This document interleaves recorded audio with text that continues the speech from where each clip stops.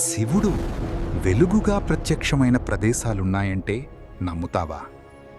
అవి జ్యోతిర్లింగాలు.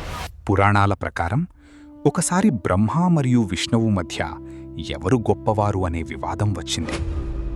అప్పుడు శివుడు అనంతమైన జ్యోతి స్తంభంగా ప్రత్యక్షమయ్యాడు.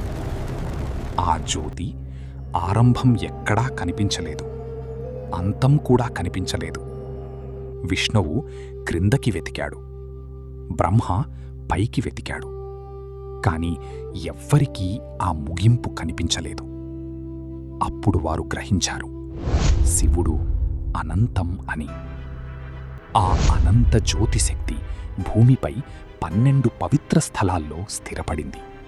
వాటిని జ్యోతిర్లింగాలు అంటారు. భారతదేశం మొత్తం వ్యాప్తంగా ఉన్న ఈ 12 జ్యోతిర్లింగాలు గుజరాత్ నుండి తమిళనాడు వరకు, హిమాలయాల నుండి మహారాష్ట్ర వరకు విస్తరించాయి. ఈ 12 జ్యోతిర్లింగాలను దర్శిస్తే జన్మమరణ చక్రం నుండి విముక్తి లభిస్తుందని నమ్మకం. మొదటి జ్యోతిర్లింగం సోమనాథ్ కథ తెలుసుకోవాలంటే ఇప్పుడే ఫాలో చెయ్యండి.